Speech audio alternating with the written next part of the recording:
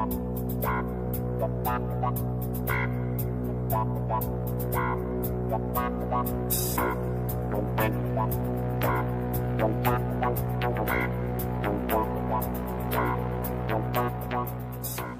to the Better Call Saul edition of the Serious TV Drama Podcast with Scot and Dan. I'm Scott, and with me as always, the candy-filled donkey to my candy-eating jackass, it's Dan. How are you this evening, Dan? I'm living the dream, Scott. Living the dream while I tell you about my nightmares. Yeah. And speaking of nightmares, no.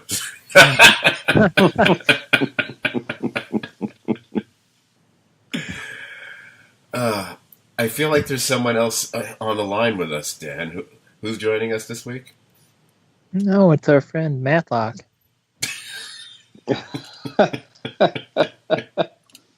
You know me, the plucky Southern lawyer with a defense for any case. That's me. I personally would love to see you in a Matlock suit. I think that would just be amazing.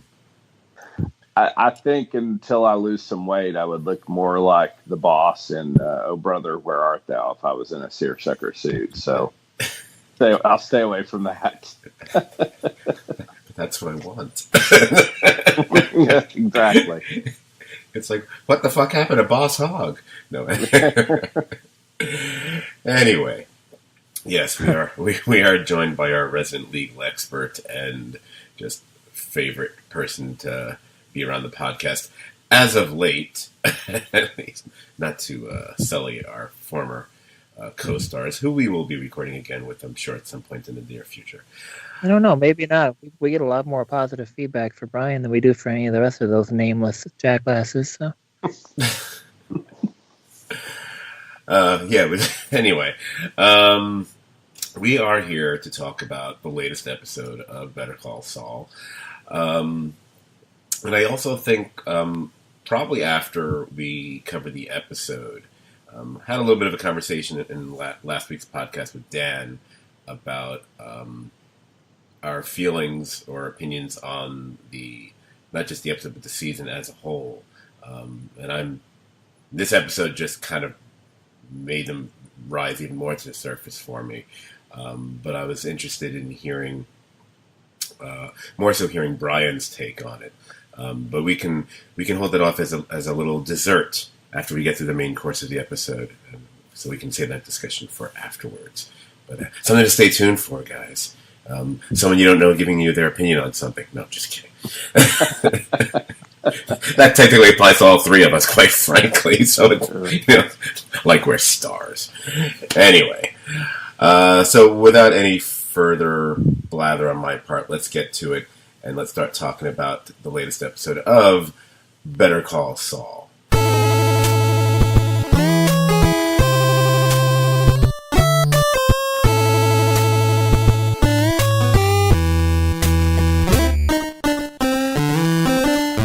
Now, this week's episode was titled Piñata. It was written by Jennifer Hutchison, who we all know as a veteran from both Better Call Saul and especially Breaking Bad, of course.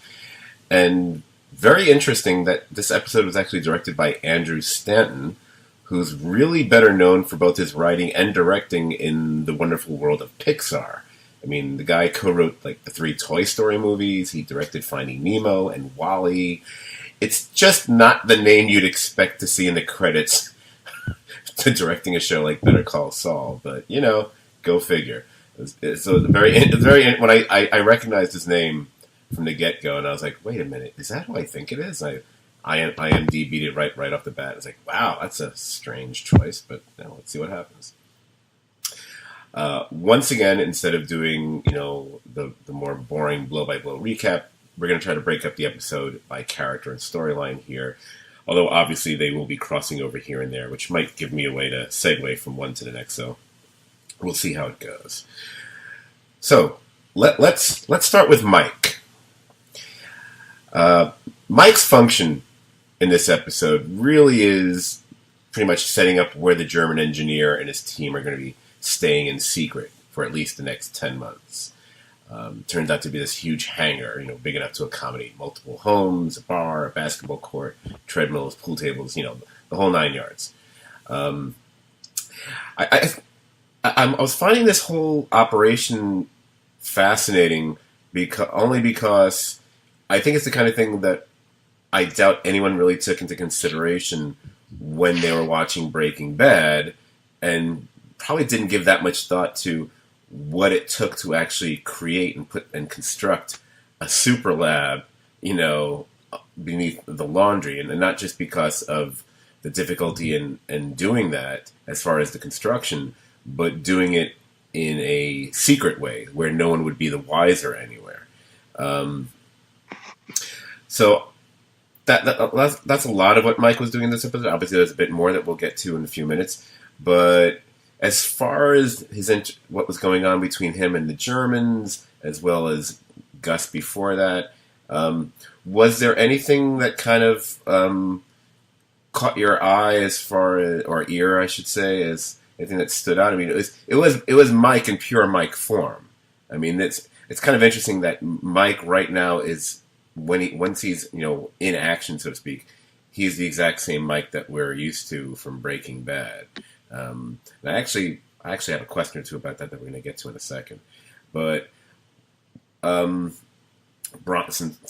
you're the guest here, Brian, how was your read on the situation with him and the Germans? And did you think they were maybe going a little too obvious by having like the one guy be kind of a jerk and like, oh gee, I wonder if something's going to end up happening to that guy at some point this season, or what have you?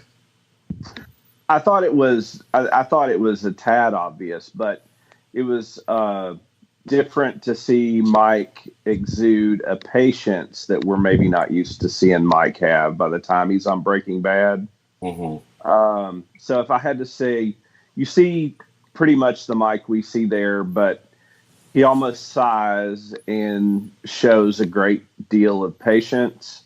But the project leader, the German project engineer, can sense the tension and sort of walks out and says he's a good boy. He's a good kid. So I thought seeing Mike be that patient, I was waiting for him to, say something very cold, very direct, and that never happened. So that was kind of different than the Mike we see years later. I never really thought of it that way. Well, what was your thoughts on it, Dan?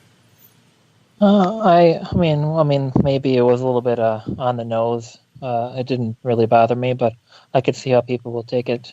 Could take it that way. For me, it kind of seems like maybe an early indicator of how Mike and Gus will have little patience for Jesse and Walt's instability in the future, and this guy might be kind of like an early example of somebody that's a loose cannon douchebag that they just don't want to work with, and that kind of really hammers in the point that not that they've probably not dealt with loser jerks before, but I think this might be some kind of like an early example of these two working in the specific business together, dealing with somebody that they just shouldn't be doing business with, and they'll probably learn a lesson from that possibly. Right. I guess as far as I can recollect, if I'm remembering Breaking Bad correctly, and God, Lord knows I should, it seemed at that point, I mean, Gus was pretty much anti-Jesse from the get-go, whereas Mike seemed to be able to be a bit more patient with him. Whether that was because there was almost an odd little, what's the word I'm looking for? Almost like a surrogate father-son thing that might have been happening at a certain point between the two of them. Although that didn't happen immediately. That happened over time, I think. But it totally does make sense. We also had that moment, shortly thereafter. What was it before? I can't remember right now. We do see Mike go to see his daughter-in-law, Stacy, which I'm glad they did that, because that was one of our questions after he had his little scene with the survivor therapy group, because I was concerned, like, how are things going to be with his daughter-in-law at this point, because I don't think that would have went over too well with her. So I appreciated the fact that to a certain extent, he apologized. He wasn't saying he was wrong for what he said, but he knew it wasn't the time or place for it, and what it ended up causing. But the other thing I thought was interesting about that is when she mentions that he should go speak to Anita, the woman that he obviously had some sort of a relationship with. They may have only been friends. It may have been something that might have been potentially more. Who knows? I kind of took that personally. I took that to mean he realizes, the life he's getting into now, and a life like that, there really might not be room to have any kind of relationship of that nature. And he's just so he doesn't even want to pursue it. He just wants to leave it alone. That's kind of the way I was thinking of it at the time. I don't know if anyone else thought that or didn't give it any thought. I don't know. That was the way I took it. I saw an immense sadness on his face in that scene, and I took it to be, sort of that group is a microcosm of what his life is that he's struck out from, what normal people do in a situation, and has violated all the normal rules and knows the path he's on. And, just like leaving the group, he's sort of leaving his old life behind and going this new way with Gus that's not really conducive to, and really the only contacts I think he can maintain are with Stacy and his granddaughter, because anyone else would be in danger. Anyone else could compromise him, could be somebody that, they could investigate, that other people could use as leverage against him. And Mike's really shrewd. So I think I read it the same way you did. And I thought there was some beautiful, if there's ever been great face acting. Oh, yeah. His face acting in this, I thought was wonderful. And you see him communicate so much emotion about it. And I took it as him wistfully saying, goodbye to a part of his life. Interesting. Yeah, I pretty much agree. I think Mike, he's been around the block a few times, and while he isn't used to being a part of criminal enterprises exactly, I think he understands that when it comes to this kind of thing, the important thing is balance, and he just needs to, focus on, keeping, his family relationship and his work, stuff separate, but he really can introduce, even though they're not exactly teenagers, but, romantic relationships, do tend to produce some kind of, chaos and instability at whatever age that they happen. So it's not like he can be, start dating somebody and then be skulking around in the middle of the night doing his security consulting thing without arousing suspicion. So I think he definitely realizes that is not a door that he can go through. Right. Yeah, absolutely. Question then about Mike, which for some reason didn't occur to me until this episode. So we know Mike's background to a certain extent. We know that we know he's a former cop, and we know stories of some stories of what happened to him on the force, and we know what happened to his son to whatever extent, whatever. And then at some point he's here in Albuquerque, whatever. The thing that makes me curious about Mike is because he's definitely, and this is something I think we might bring up later. I don't know, maybe we won't. I don't know, but he's definitely a man with a code. Definitely a man. There's always a sense of honor about him, and which really works to the fact that he was a member of law enforcement at one time, whatever. I'm kind of curious about the turn that he clearly has made at some points in his life, because he's entering into rather serious criminal enterprises. This isn't some fly by night thing. This isn't like a one and done kind of a deal. And for someone who quite often does exhibit a certain high level of moral character, the way he talks about things, the way he dismisses things, whether it be here or even in some moments on Breaking Bad, quite frankly.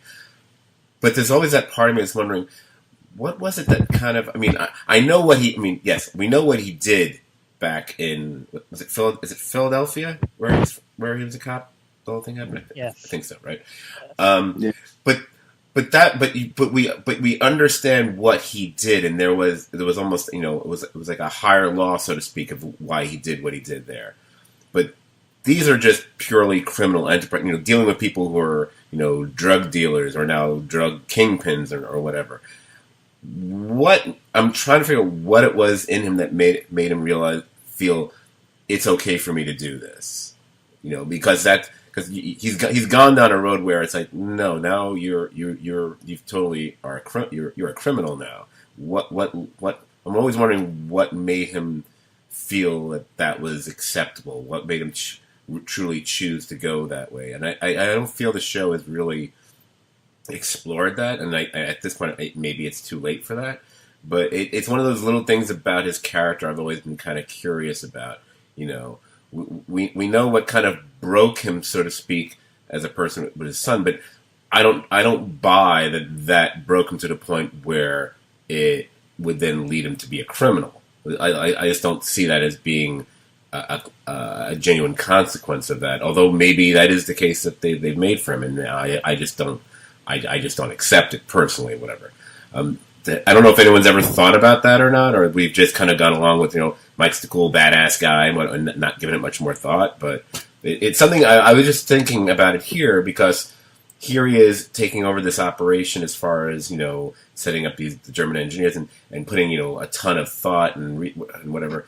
And I was just thinking, wow, this is the Mike that we've known from Breaking Bad, pretty much. It's like, what led him to be like this, to be so matter of fact and pragmatic, even though but in the criminal world now, what made it okay? It can't just be about the money, because that would not really go along with the idea that he's a man with a code, a man with honor, that he just followed the money. It's just one of those things I've been kind of curious about. The more I think about it, the more. I mean, it doesn't bother me. It just makes me more curious, because we're dealing with both this show and the previous show where we've seen certain characters and we got to see them at an early stage of their evolution or de-evolution, so we would understand, why Walter White changed the way he did, or we're understanding why Jimmy McGill makes the changes that he does, and so on, or the various characters on Breaking Bad and some here. Mike comes kind of preformed, and so I'm always going to be wondering about that. I mean, there's some stuff I'm wondering about Gus as well, and we're going to get to that in a minute or two. But I've been curious about that, and I don't feel like I've really missed something that would have filled in that blank for me. And Brian, does that make any sense to you? Have you given that any thought? Is that is it something that you would think about now that I've mentioned it? It's strange you mentioned this, because I gave this issue a lot of thought. Oh wow!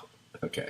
And what makes sense to me is Mike is somebody that has a very strict sort of code.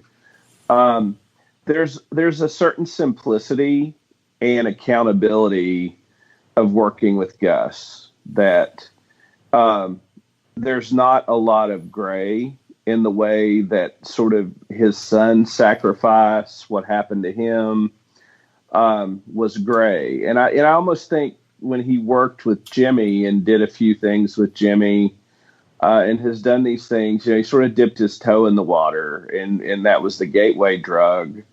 But the thing that he appreciates about Gus is there's a very much direct, cause and effect with Gus. That it's very, it's black and white, but flipped in reverse, and that you're doing something patently evil, but what you do within that world, if you do wrong, you're punished. If you do right, you're rewarded. And I think for someone like Mike, whose value system was tested by what happened to him and his son and the effects that's had on his family, what he believed in was in essence destroyed.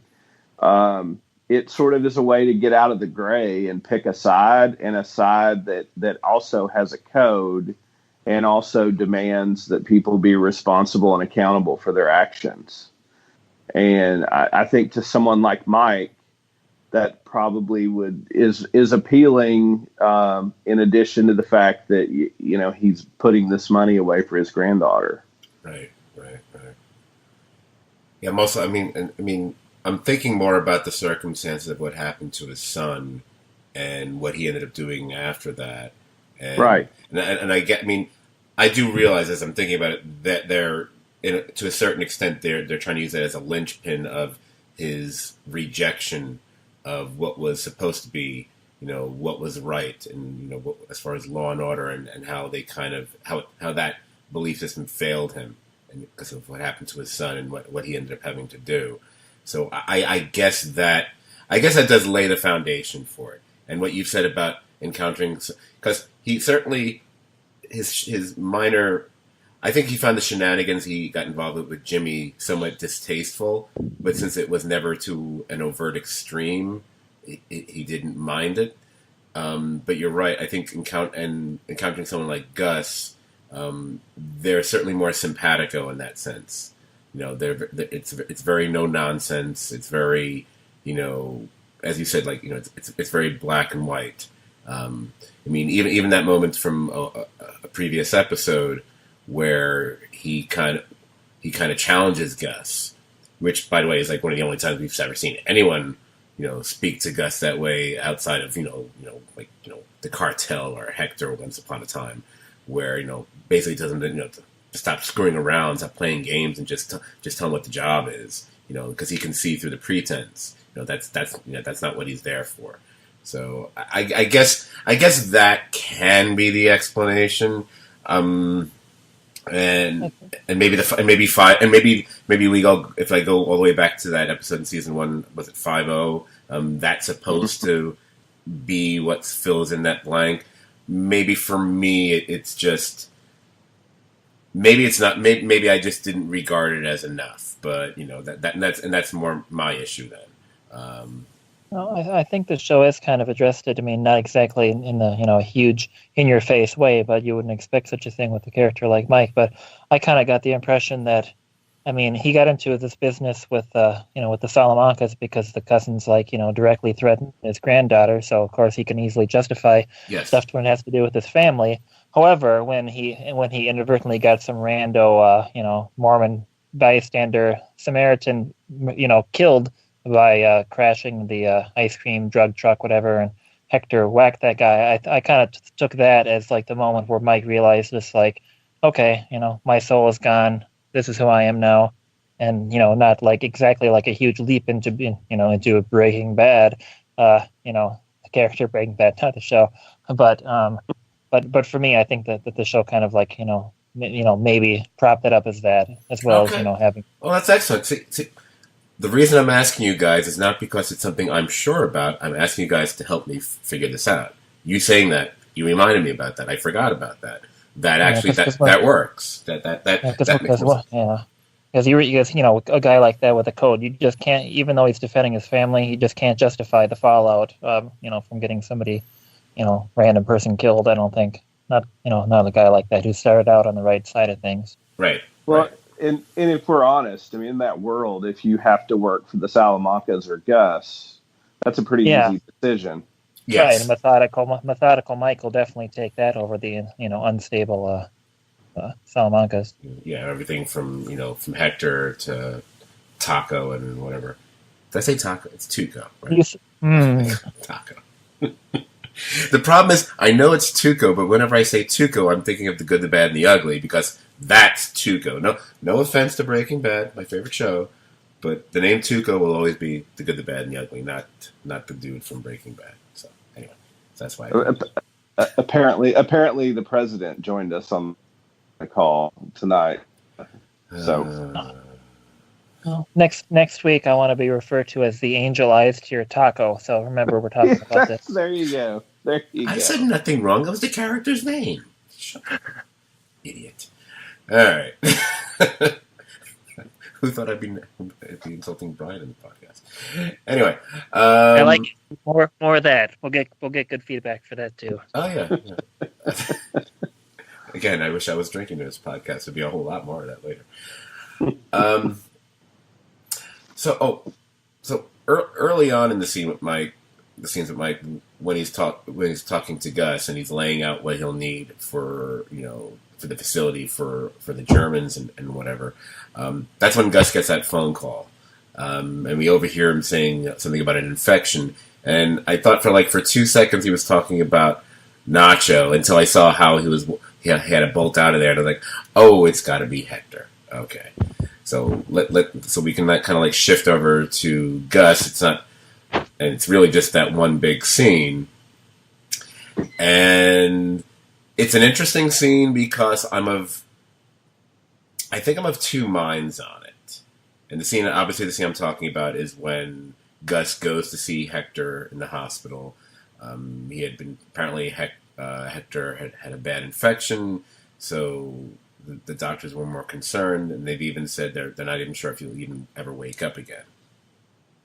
Which pretty much gives Gus, or the actor Giancarlo Esposito, something an actor relishes, a chance to do an entire monologue, on their own, and all the actor. I forget the actor's name. I just went out of my head. What's the actor's name who plays Hector from Oz? I just totally forgot his name. Mark Margolis. Mark Margolis, thank you. Who really had to do some really tough acting there, just pretty much laying there with his eyes closed.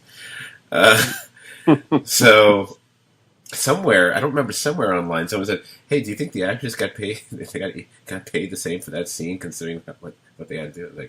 I don't know if those actors get the same salary anyway. I doubt it. Yeah, I think they still do, even if they don't have to say anything. No, I know. I know. I was mocking a person online. I know a little bit about the biz, except how to break into it, apparently. So, Gus tells a story basically about his impoverished childhood, and all leading up to this story about this lucuma tree, which is a type of tropical fruit, and this animal, which is let's make sure I pronounce it correctly. It's a coati, which is basically a jungle version of a raccoon, essentially. And what Gus did as far as this coati that was swiping and eating the fruit on the tree. And everyone who's listening to this podcast saw the scene. I don't need to recount what it is that Gus said and did here. Now, the eventual point of this story seems to be, number one, to underscore both Gus's patience and also his ultimate lack of mercy, and applying what he did as a boy with this animal to how he sees Hector and how he's just going to wait.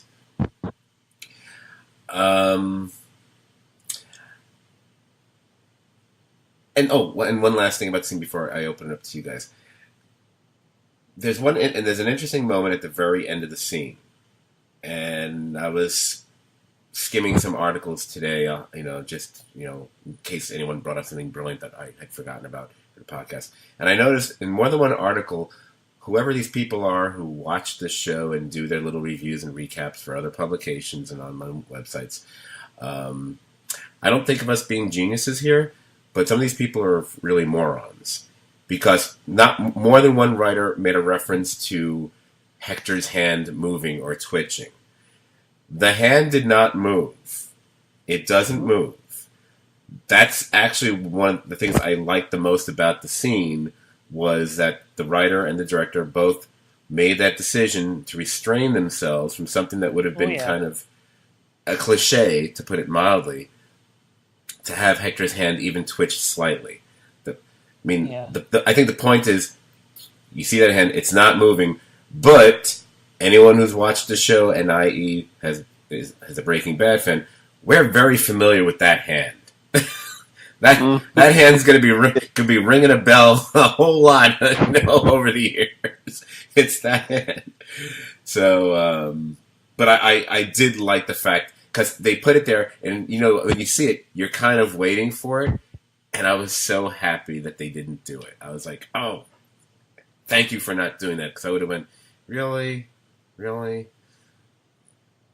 Now, before I go on my opinion, which I hope doesn't turn into a rant, but it might, I want to see how you guys felt about that scene.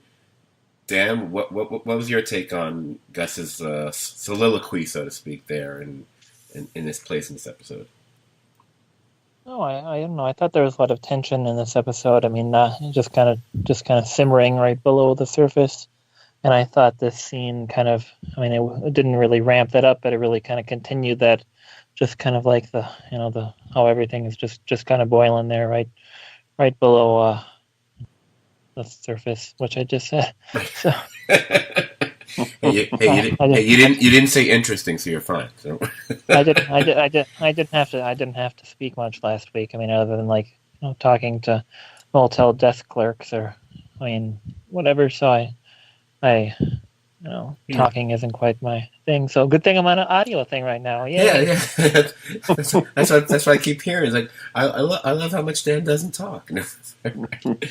Yeah. But to go with what you said, one of the and the kind of thing I think that would appeal to you, especially beyond the words of the performance.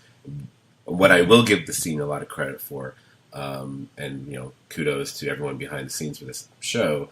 The lighting and the sound, or the little music that they were using during the scene, was what was giving it kind of that more that tense kind of feeling. If anyone goes back and watches it, the music is really kind of eerie, and of course it's the fact that it's lit so darkly, which is kind of a penchant of the show. It's funny, a show that so much takes place during the day in the bright sun of Albuquerque.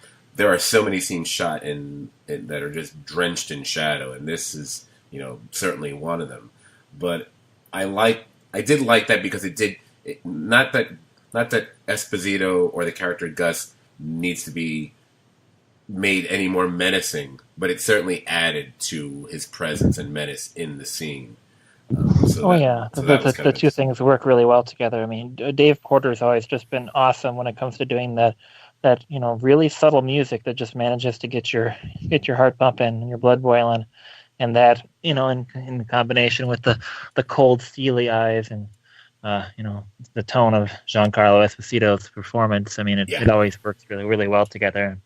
And it's this kind of thing where I think, I mean, it would be good without it, but it's just a lot better, and really, really kind of emphasizes the menace and the true menace behind Fring. I mean, I still remember watching season 4, episode 12 the first time live when it was on TV, the one that ends with Walt trying to blow up. Okay, spoiler for Breaking Bad if you've only watched Better Call Saul and you're listening to this. But in season 4, episode 12 of Breaking Bad, where Walt tries to blow up Gus in his car in a parking garage, and then Gus kind of like sixth sense or spider senses this thing, and there's a scene where he's just kind of staring out there, and there's just barely any audio going on at all. Mm-hmm. But then there's just rocking. Well, I don't know if rocking's the right word, but just, I mean, truly like a horror type music, that Dave Porter drops down that scene there. I mean, it's one of my favorite TV moments, because like I kind of forgot that I was watching TV, and I kind of thought like, oh fuck, this guy is coming after me. Like I briefly felt like I was in mortal danger from Gus Fring, just standing there in a parking garage looking out. So and the music definitely played a good part of that. So there's my life story. Enjoy. Well, the great thing, with Porter and the way they've used music on both series is they know when to they know when there should be music, and they know when there shouldn't be, and they never overdo it, and the music never overwhelms the scene. It always enhances, and I love that, because it can be memorable, but not necessarily, but never intrusive. And I think that's something that's a hallmark of both series as far as the music is concerned. Brian? I would say what I took from the scene was this was almost the foreboding, Gus's statement of sort of menace and threatening to Hector is almost like tells you he's going to be patient, he's going to do these things, and as we well know, that it Hector may very well get the last laugh on Gus. So I sort of took it as, and I think I've said before, knowing where this journey is going, but the characters don't, is an interesting thing to observe. Yeah. So this is almost maybe Gus's fatal flaw when it comes to Hector. I mean, if you think about this in light of it's taking place in the hospital, in the injury that ultimately lands Hector in the wheelchair with the bell, and he says all this, and it is menacing, but it's almost like Hector is absorbing it, and it will come back to bite Gus maybe later. Oh yeah, I mean, one can say right off the bat, if knowing what eventually will happen, one can point to this moment right now. It's like, hey, this is the mistake you're making. Yes, and this is when kill him, let him die. And what's interesting about it, and this just occurred to me as we're talking, believe it or not, going back to Breaking Bad, one can point to any number of moments with Walter White where his ego gets in the way. It's that counter that ends up overwhelming his intelligence, his logic, his reason at certain points, and you keep thinking, oh, if Walter had only done this, he wouldn't be in this situation. And right now, Gus, who has been this very cool, calm, collect customer, who's very, as you guys said, very methodical, very can see the forest for the trees kind of a person. But here he's let his emotions, even though he's not an emotional guy, but we already know the backstory between him and Hector from Breaking Bad. We already know his reasons for hating Hector already, and he's letting that. You can say he's letting that cloud his judgment, where it would be simpler just to have disposed of Hector entirely, or just have him quote unquote die in the hospital, and him choosing and telling the story about the coati and what he ends up doing. It's like, no, he didn't put it out of its misery. He kept it alive almost as a method of prolonging the torture for that creature, and that's what he's going to be doing as far as Hector is concerned. Well, there's a recurring theme in Breaking Bad, and obviously the most obvious is Walter, but it runs through the show and it runs through Hector as well, and that is the most dangerous person is the one with nothing left to lose, and that was true for Jesse, and it turned out eventually to be true for Hector, and all the people who put individuals in those corners and left them with nothing left to lose suffered very serious consequences for putting people in those situations and leaving them there. And then there was substantial blowback from that. Right. Yeah, I can see that. Yeah. And speaking of this, on the point you're talking about, how Fring is basically, screwing himself. I watched a brief interview that showed up on Facebook or somewhere tonight where they were talking to Michael Mando, and he talked about how him and Odenkirk had talked, and and they both kind of go into the show, and even though unlike 1/3 of this podcast, Michael Mando wasn't on Breaking Bad, but both Mando and Odenkirk. They kind of just disregard Breaking Bad when they're playing their characters on the show, because even though the audience knows what's going on, Jimmy McGill and Nacho don't know what's going to happen in the future, so they can't they really can't take any of that stuff into consideration when they're playing their characters, because they wouldn't know what's going to happen in the future. So the same thing would probably go with pretty much all these characters. They can't like Jonathan Banks, for example, can't take into consideration something his character did 12 years from now while playing the characters and stuff. So it's just kind of it's interesting for an actor to play something like this in reverse too, where they know how they're going to end up, but they don't. But just trying to keep track of where you are in this. Right. Just got to respect the way that they can compartmentalize that kind of shit. Right. They can't. It's interesting that they know what's going to happen, but they can't use that here.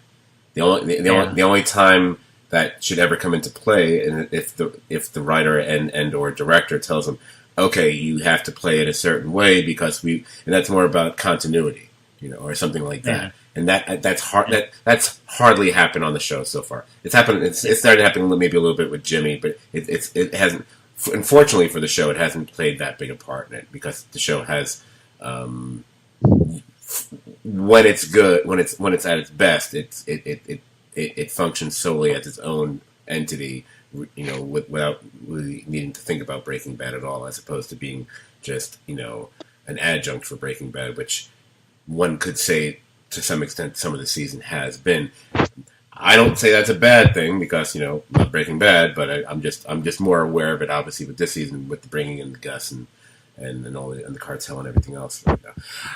I mean, on one hand, look, for the most part, I really liked the scene. I thought everything that we've already mentioned about it, and then actually even getting to talk about it more maybe makes me appreciate it a little bit more than I did a couple of nights ago.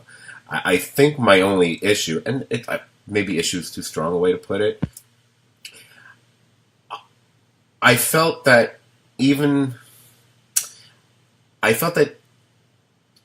this didn't add that much for me. Because I was already aware of this. I was already aware of all that. I was already aware of Gus's feelings towards Hector and what was going on here. So it's a good scene. I'm glad to say, I'm not saying it shouldn't have been there. I do, but part of me does wish that they brought back the Gus Fring character, and it's totally logical that they did that, and they got Esposito here, and he's so much fun to watch, whatever. There is part of me that wishes we could just, I don't think we're ever going to get a full read on Gus Fring, but I wouldn't mind peeking a little bit more, beneath the veneer of Gus Fring, more than just like those couple flashbacks from way back when on Breaking Bad. There's so much I'm curious about with him, and again, I don't want to know every little detail about him. I do like there should be an amount of mystery with him, but if he's going to continue to play a significant part in the series, I kind of want there just to be give me a little bit more about him, so he doesn't continue to be almost a cipher. I mean, he's excellent, but I'm so curious about him. I'm curious about his home life. He's an upstanding member of the community. Have we ever mentioned whether he has a wife, or is he just saying? I don't even know. It's never on Breaking Bad, when he has Walt over for dinner, he does refer to having some form of family that lives there, children or something like that. So right. I don't remember exactly what, but and as to whether or not, or he could have just been manipulating Walt and trying to empathize with him right there. But it is something that at the very least I'd like to see him cook, because that food he was making Walt look pretty interesting, and his cutlery handling skills were pretty top notch. He seemed to know how to season. Right. Maybe they. Absolutely. I mean, also, and just to finish up here, and it does kind of echo what's already been said to a certain extent. There is something very interesting about watching this scene and the way the show is set up between these two characters now, which goes to, I love when a show, and a number of shows have done this over the years, including the two that we talked about here, where your feelings or sentiments can change. Sometimes even dramatically about a character. There can be the character that you hate and then you love, or you root for, then you root against, and so on and so forth. What I find interesting right now is if you're just watching Better Call Saul, and you've been watching up until this point, you instinctively you hate Hector, and you kind of relish what's happened here, and you kind of rooting for Gus Fring at this point. It's like. And it's funny that eventually, years from now, that script might be a little bit reversed. Because when our encounters with Hector, other than those flashbacks in Breaking Bad, he was almost more for comic effect for all his present day scenes, rather than he was ever, anything to hate or to dislike. And we're actively rooting for him when we get to that final episode of season 4, and we're certainly rooting against Gus Fring at that point. So I find it interesting that how the positions sort of end up getting reversed for a lot of viewers once we get to the end of the eventual end of their storylines from where it is right now. I will say that I'll let you talk after. I'll be quick, Brian. But the third time I watched Breaking Bad through, I was kind of more rooting for Fring than Walt, because Walt had just become so more and more loathsome. That's easy for me to say. Loathsome. Each time I watched the show. Is the president online again? No, go on. I'm not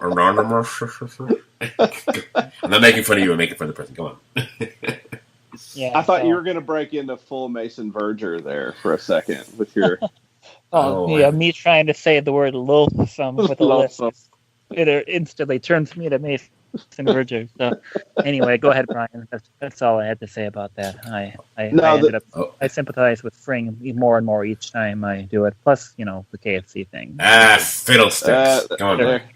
The last thought I had is, I think if you look at the timeline, probably the most logical explanation of this scene is to explain how these two characters coexist, and Gus doesn't wipe him out in the timeline of Better Call Saul, because he has him at a position where clearly he could, and he probably should. And I think if you don't look at someone as rational as Gus and say, why is he letting this guy live? I think as the seasons, hopefully plural, go on, it's a question that the writers have sort of short circuited, so that people don't ask, why isn't Gus taking him out? And this is sort of a way to explain that, right? Because as you said before, we know it pretty much that when Hector does wake up, he's pretty much going to be a mute in a wheelchair.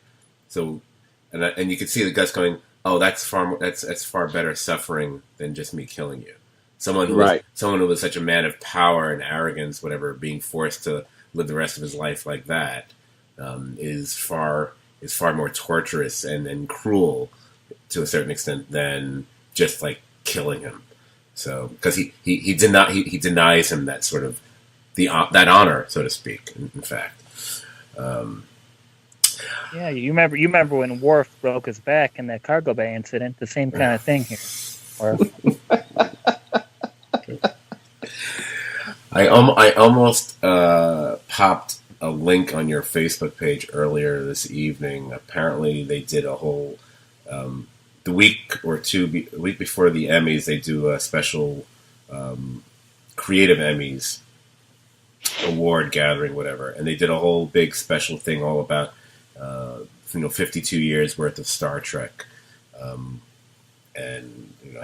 had a gigantic montage of all 6 shows, and they brought out everybody who was part of the show, and then eventually including Shatner at the very end of it, and it was and the guy who was emceeing this part of the show is what's his name, the science. Oh yeah, it's the science guy, Bill Nye, the science guy.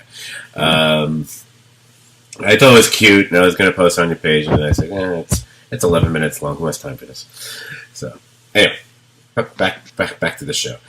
Actually, we can kind of switch focus now, so we can flip to what's really the other side of the show, which is stuff dealing with Kim and Jimmy. So I'll kind of try to do it as a ladies first and kind of focus a little bit more on Kim here, but obviously their 2 stories are going to intermesh and collide, so that'll take us into Jimmy as well. So which means we can now go back in time to the opening of the episode. I think it was the opening, wasn't it? That flashback. And I love how we've had an episode that had a flash forward, at least in the Better Call Saul timeline. And now we've had one that flashes back pretty much roughly 10 years. Because if I did my Oscar calculations correctly, this flashback would take place roughly early 1993. So figure it's probably like January, maybe February of probably February actually. It's probably February of 1993, where we see Jimmy is, he's wheeling the mail cart all around the offices of HHM, and he's running an Oscar pool. That gladdened my heart because, as a few of my friends who are also listeners can attest, I ran an Oscar pool in my office for several years. So I like seeing that I had something in common with Jimmy's character there. Although not back in 1993. I don't think I started that far back. But getting back to what's actually important about the scene, we see Kim, and she's also, a fresh young face there at HHM, just getting started on her way to her legal career. I guess at this point, I think she's still maybe something of a paralegal at this point. I don't know if they mention if she's started law, if she's already starting to go through law school. I don't think she has. Yes, she's there on a scholarship. Scholarship, right? The scholarship. That's it. Right. Like the law firm paid for it.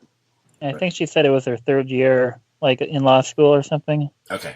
Yeah, she was probably doing a summer internship and the law school was paying for her, and she was probably getting ready to finish her third year. Right. Okay, that makes perfect sense.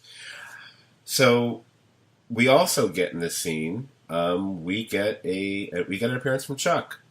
So it was kind of cool to get Michael McKean back on the show, albeit briefly, with his "Hey, look, I'm 10 years younger" hairpiece on. Which always looks weird on his head, but it fits the character, I guess. And it's an interesting scene because you see how enthralled Kim is with Chuck and his legal expertise and what he had just done to win a major case.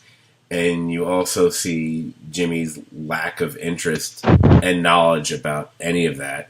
But what it's really about is, and we already knew this. So it's, again, we're getting a backstory, much like, the thing with Gus telling his little soliloquy, about something we kind of sort of already know. I mean, I'm pretty sure most people already know, the reason Jimmy really got into law was really tied more to Kim than anything else. And they just, in this scene, it's just totally underscored by the way, at the end of it, when we see him walk over to the law library at the offices and then slip in, which we can imagine this is, the moment where he starts to propel himself to become a lawyer. Since we have a lawyer here, what did you think about the way that scene played out, and was there anything that kind of stood out to you, good or bad, with it, Brian? I loved the enthusiasm Kim had for the law. Mm-hmm. And the respect she had for Chuck.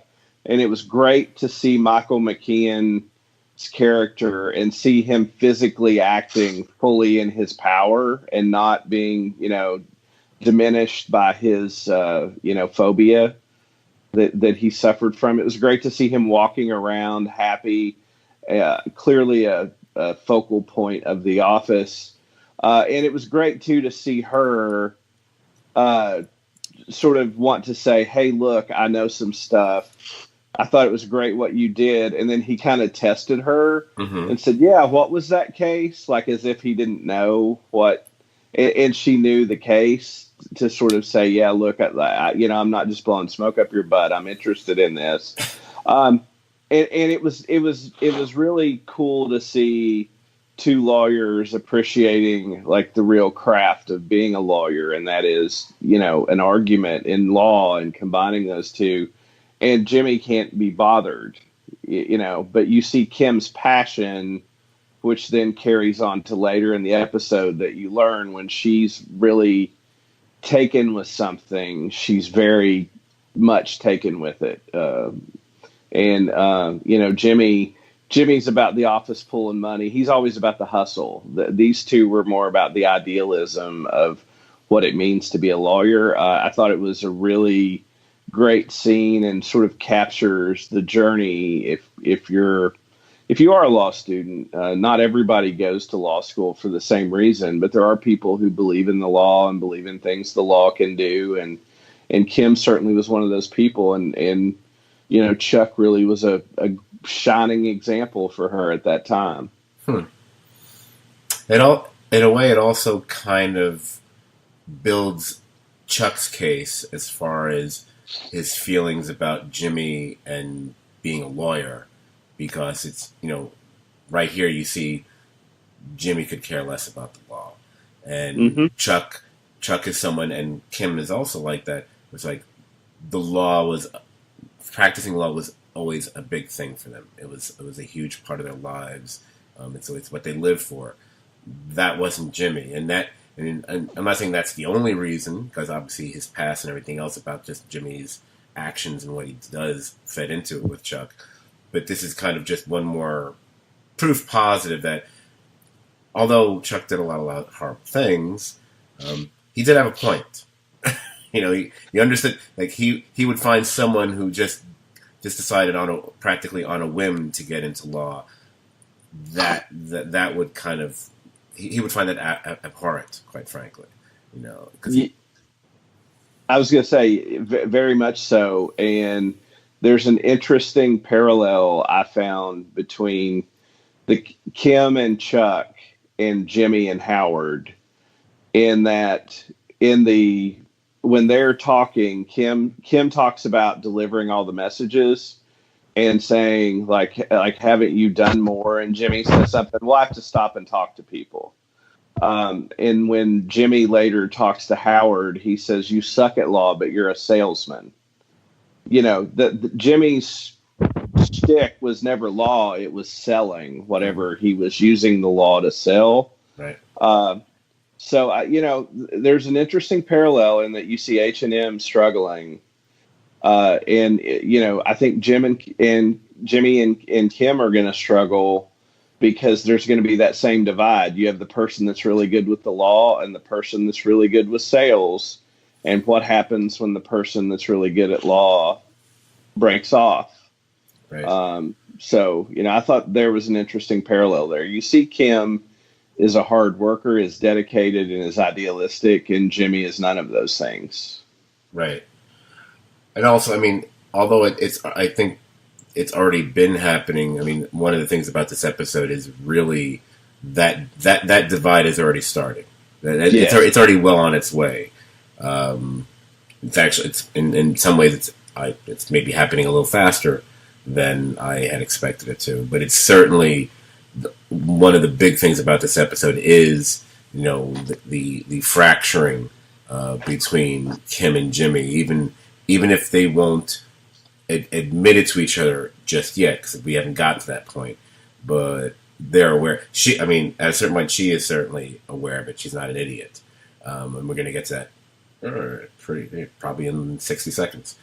It's interesting that we see that scene a little bit later on when she goes into the bedroom and Jimmy's asleep, but he's got that legal pad on his lap, so she picks it up, and it's interesting how she initially smiles, because there's something almost high schoolish about it, about Jimmy's writing, all the different versions of what their legal practice could be. And it's funny because on one column where it's Kim Wexler, it's constantly banking. But on Jimmy's side, he hasn't made up his mind. Because if you freeze frame it, it's like 5 different things, if I'm not mistaken. It's like insurance, or immigration, or intellectual property, or bankruptcy, or gaming. Notice criminal isn't there. But you see her, you kind of see that it kind of goes into a bit of a frown there. When she's looking at that, and then she's also looking at the logo of because the logo is also there to show, Jimmy's trying to keep them connected. The W and the M are still together, and you can see it's troubling her just a bit. And it's not simply because of the banking part, although that's the easy answer there. I think it goes a little bit beyond that. As we see, shortly thereafter, when she ends up going over to Schweikart and Coakley, that was the law firm that that was involved in the whole Sandpiper case.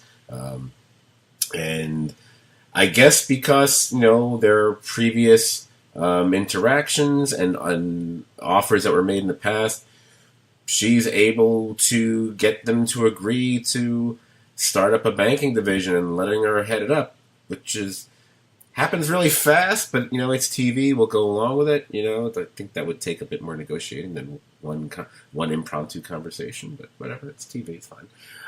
Well, I mean, they did already want her at some point in the past, so I mean, she already has had her foot in the door. That plus the the work that she did was setting up I don't know, oil man Hank Jennings from Twin Peaks account. I'm sure. I could see it working for them, especially if they didn't necessarily have a banking division per se. I'm sure having somebody that I'm not saying it's ridiculous, we'll but have to let Brian arbitrate. So Brian, how many law firms will agree to start up an entire division and put someone in charge of it based on someone popping in their office and having a conversation with them? How often does it happen that fast? Well, I will split the baby and say this, that the oral agreement for that to happen could happen very quickly because they probably wanted to lock down someone of her talent. They clearly recognize her talent. And Mesa, and don't forget, like, she's going to bring a client that's going to pay a lot of legal fees. So, absolutely. Yeah, that's the caveat there. Yeah. So, like, they're going to lock her down pretty quick. Now, setting that up and what that looks like, I mean, if the next episode there's a full banking division and it's like next week, that's probably a little unrealistic. Yeah. But I don't think the idea that she went in and they jumped on it was unrealistic. Oh, no, I didn't think that. And I don't think there'd be a lot of negotiating because whatever you paid her, they're going to bill the crap out of Mesa Verde. Right. Oh, no, it's not like she walked in. No, I'm not saying it's like she walked into a firm that they didn't know who she was and she pulled it off. I understand that. Again, I'm trying to have a little fun with the show here because I'm good because there may be some criticisms to come later in the podcast, but I like to keep it real. Like I said last week, keep it 100. I love the show, but I can poke fun at it too. Sure. I was gonna say about this set of scenes too that I'm impressed with the actor that plays Rick Schweikert. I can't pronounce his name because I'm from Wisconsin and like nobody Greek has ever fucking lived up in this freaking fucking corn farm. But just I just love how some of these actors can pop in once or twice a season and just completely embody the role that they're playing. Like you're just like, yeah, of course. But I'm sure if I watched him with something else, it'd be a completely different guy. So I just I like that the way they managed to cast people that can just slip into these characters. I mean, and just they can pull it off so well, and right. So I'm actually gonna fold in some of the Jimmy stuff here at the same time because I want to keep this thing on track to where we're gonna eventually get with Jimmy. While that's going on, as far as her going to the law firm, we get that moment where with Jimmy where he's actually pricing out how much like a massive sign with the WM logo would be. Even though it's as far as them actually forming a firm together, that's not going to be for at least another 9 to 10 months down the road. So he's definitely like living the dream in his head right now, and that's when he gets the call and he finds out one of his former clients, Geraldine Strauss, had passed away, and it turns out that's the Hummel lady who also appeared in that commercial that he did when he was over at Davis and Mann, again working on the Sandpiper case. So that's kind of the mindset that he has and what's on his mind, because he even goes back and watches the commercial before he goes to meet Kim at that restaurant later on when she gives him the news. Should also mention that they also had the therapy conversation earlier as well. And at least he directly addresses the fact that he just feels that therapy isn't for him. And I think obviously she accepts his decision. I also think it's obvious she doesn't necessarily agree with it, but it is what it is. I mean, you can't, as anyone can tell you, whether or not you think someone someone you love needs therapy, and you can't force them. They have to make that decision on their own, just like anything. So when he goes to meet her at the restaurant, and I think, if I'm not mistaken, I think the implication is it's the same restaurant where they've met before when they were playing their little con routines. Because I think he even makes a reference to what were their names back in the a couple of seasons ago? Their little Dan. Do you remember what their con names were? Was it like Francesca or something? It's Victor and Giselle. Victor and Giselle. There you go. But no, it's not for that. She actually, unlike Jimmy, tells him everything about her interest in, with the criminal cases and wanting to pursue that, and her feelings about the law and going to work with the new law firm, whatever. And Jimmy has to get up from the table, and I love this moment. When he gets up and he walks off, and he doesn't go to the bathroom, which I kind of like that he didn't go to the bathroom, because I say, please don't give me a scene where he's just staring at himself in the mirror. Everybody does that. They've even done it on the show. I don't need that here. Doesn't do that. He just stops in the doorway by the kitchen. And I like there's this sign that's right on the wall right next to him.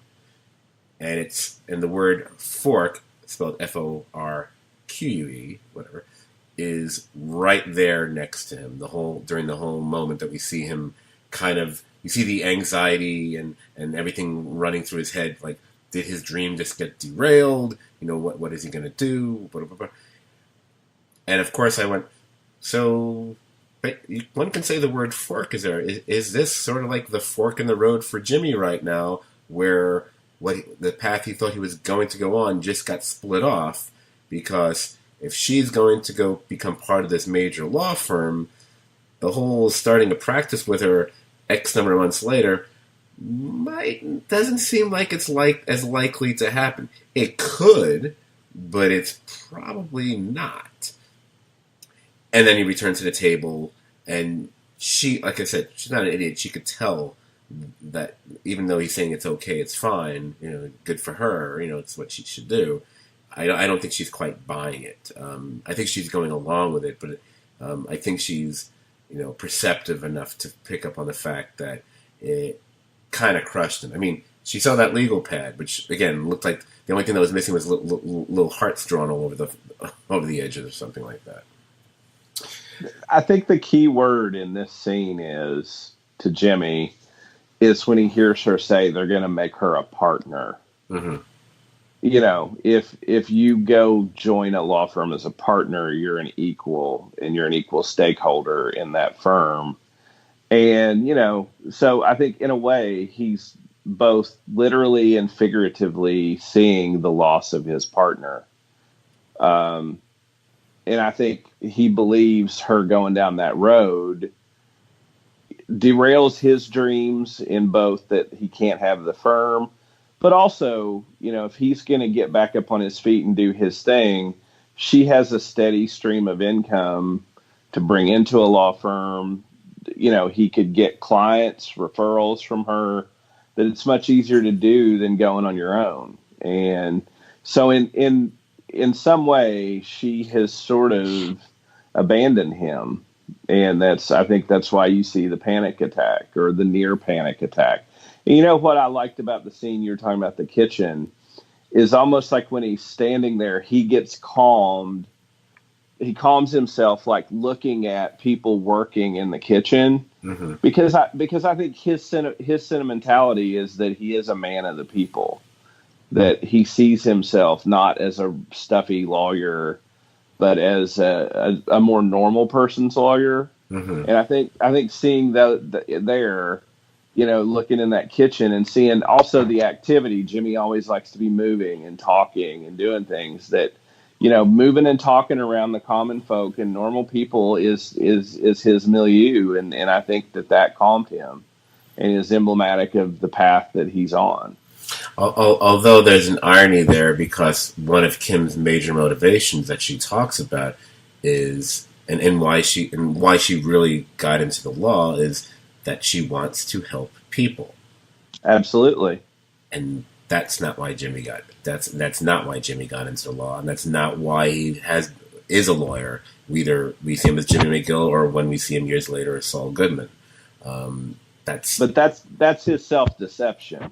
Yeah, that's the story he tells himself, is that he's a man of the people, and we've seen hints that he is. I mean, when he did all the people wrong, he then feels bad about it and sets himself up to take the fall. Right.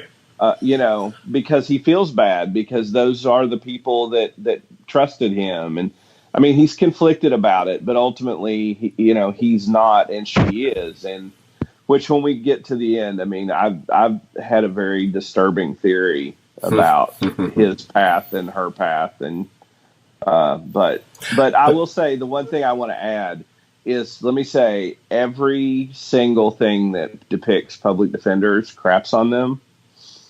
I'm a public defender. I've been one for 22 years. I have a lot of colleagues that are great lawyers, and we have too many cases. We have too many expectations. It's a near impossible job.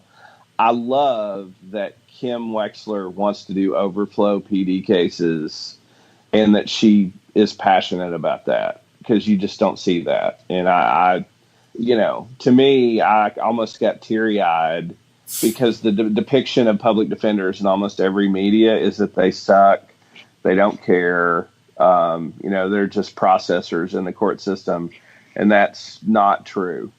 It is true in some cases, but there are good and bad people in all jobs, and I love that touch to this, and it touched my heart.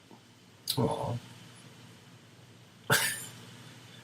I have to take a moment to wipe my eyes now, Brian. Thanks.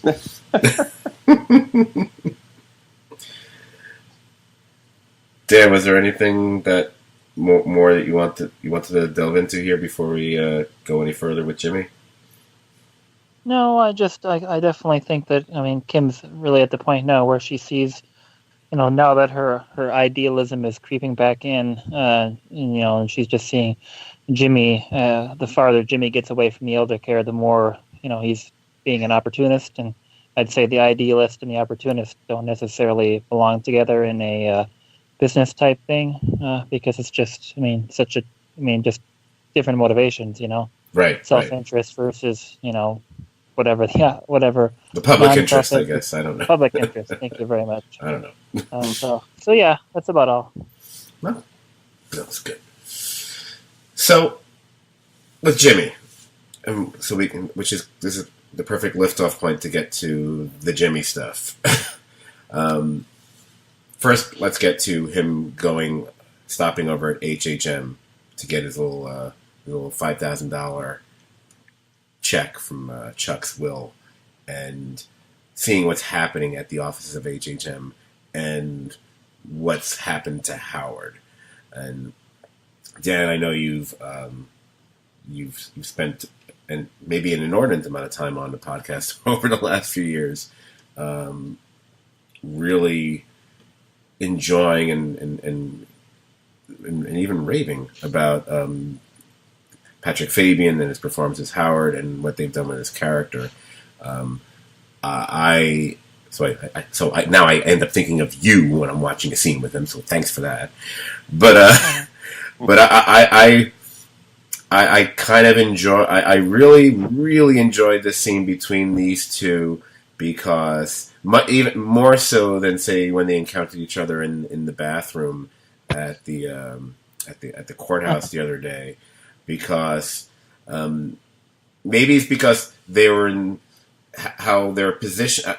It's not quite a reversal, because Jimmy was never like in this form of depression. It's just like where they are, or their attitudes, or even how one is sitting, one is standing, and everything about it. Just how positions have somewhat reversed themselves, and who's the more stronger, commanding person in the room during their whole interaction, and how Jimmy lays into him. So I was most curious to hear what you were thinking about the scene and what you perceive Jimmy's true motivations to be with how he spoke to Howard, because there's the obvious and there's the not so obvious, and it's interesting to see how people kind of read that scene. So I wanted to hear what you thought about it. Go for it, Bri. Oh, you passed. He should have just said pass. I'm trying here. No, I, Dan. I mean, I actually thought at one point the show would include Patrick Fabian Corner with Dan. So I think Scott's hit on something. I really am curious what you thought about this and how you took it. Like, what do you want to know from me exactly? What was your read on Jimmy's motivation for sort of his pep talk or butt chewing of Howard?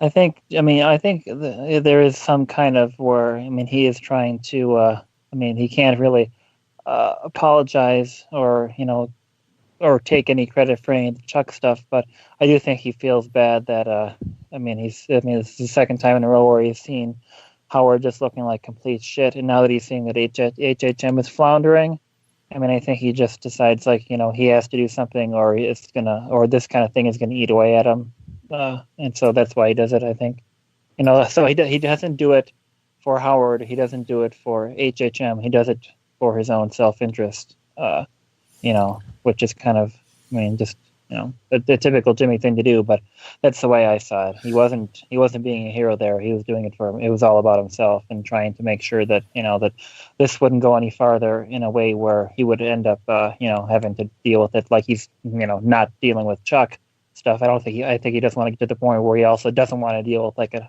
Howard type issue as well. Right. I saw it on three levels. I saw it as No, I totally agree with what Dan's saying. Oh, I think Dan just hit a home run, so yeah, top that one. Yeah, I'm not going to top it, but I saw it as Jimmy was talking to himself through Howard. That what he was saying to Howard is very much what he tells himself in the situation he's in. Mm-hmm. And so he was sort of having his therapy with Howard. He was talking what he would say in therapy to Howard.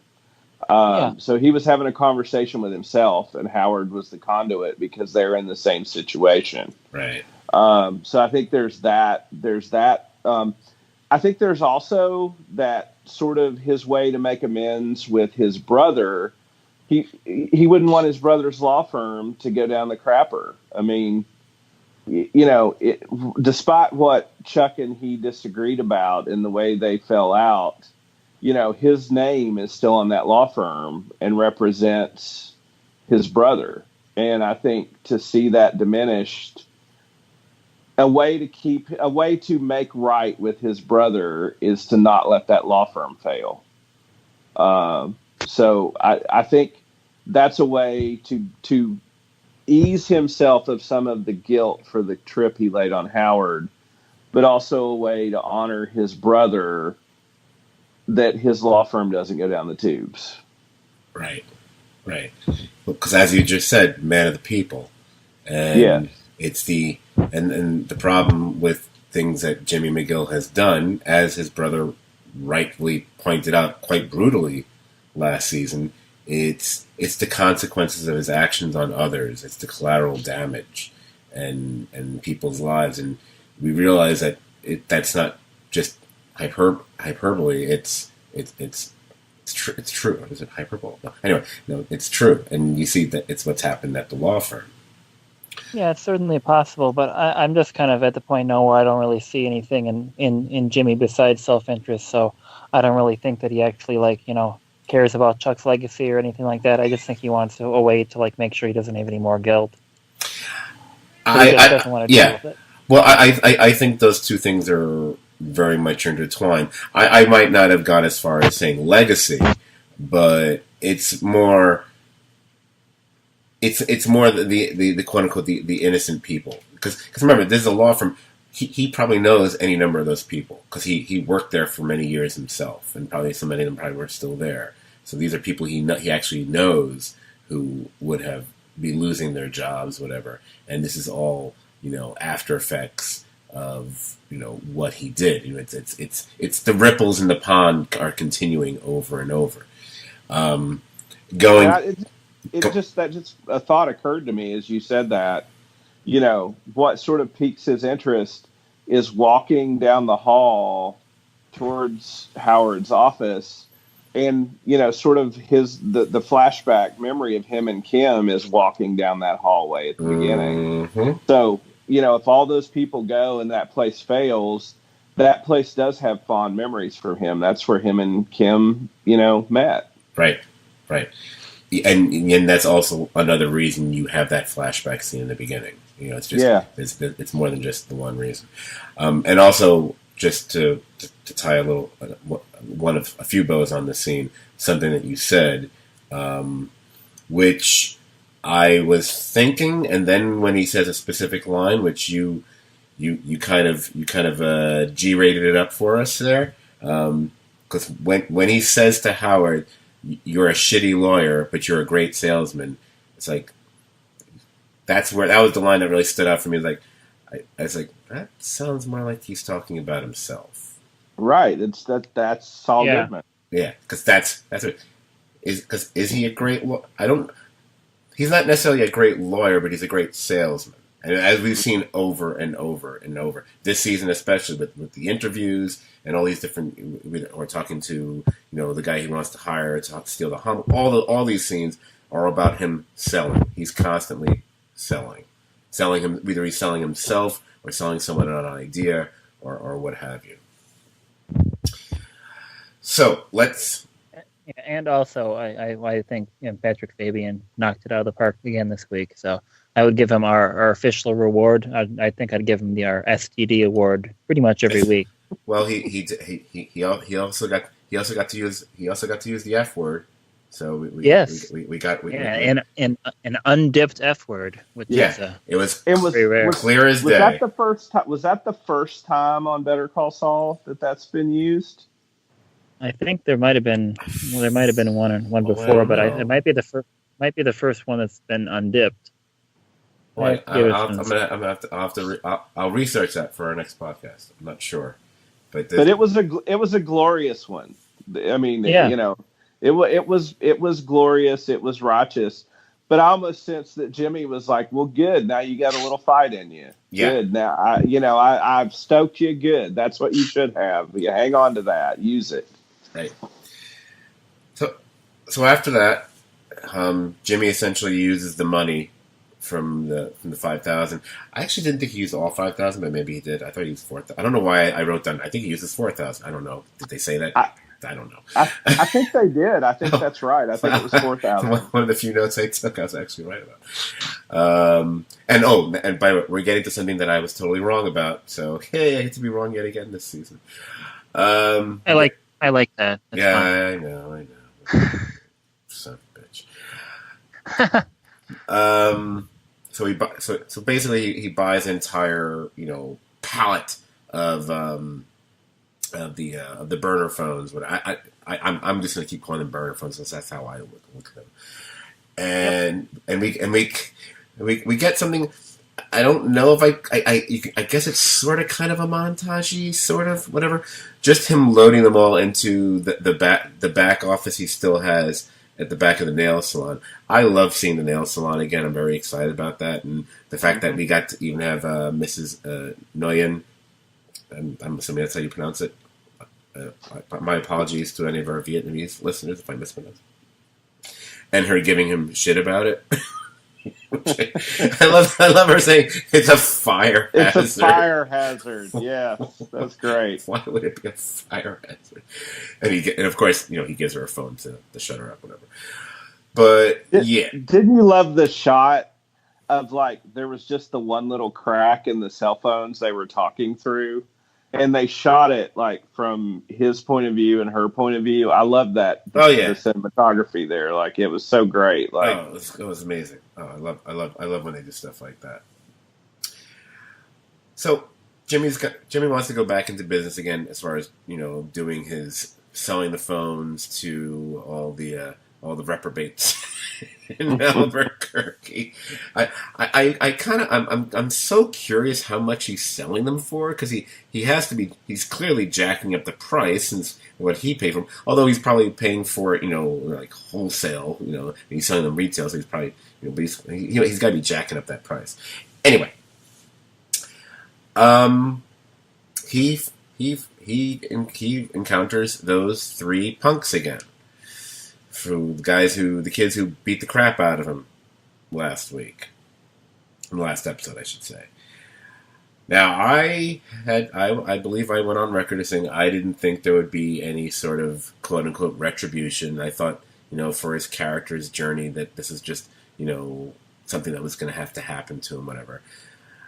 And once I saw him encounter them, I realized, all right, I wish I had kept that thought to myself, because once I saw him walk up to them, I was like, okay, there's going to be some form of retribution. I just don't know what it is just yet. And then we soon find out what it is. And thus we get the name, where we get the title of the episode, or the more literal use of the title of the episode, Piñata, where eventually these three kids are hanging upside down in a room filled with piñatas, and two rather huskily built, to say it mildly, masked gentlemen are smashing piñatas all left and right behind them with a baseball bat. And by the time we get to the end of the scene with them, and the way Jimmy is with them, I don't want to keep saying what I feel like we've said. I don't know, 2, 3, 4 times already this season, as far as wow, he's really making the switch over this season. He's really becoming. Each week he seems to do something else, which is just a little bit worse.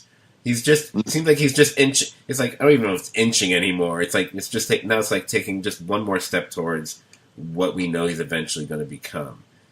And this was pretty. The only thing that would have made it darker is if they had actually hit the guys. But it was pretty dark.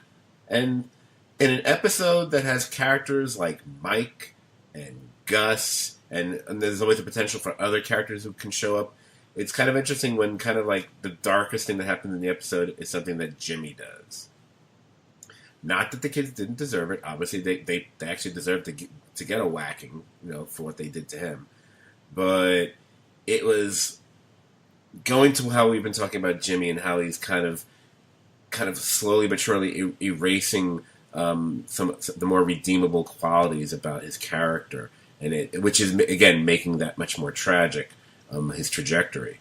But it's a scene that was both on one hand satisfying because of what these little assholes did to him, but on the other hand, it was something kind of like, yeah, I feel like now we're hurtling closer and closer to what Saul Goodman is, and we're losing so much of what Jimmy has been in the previous few seasons.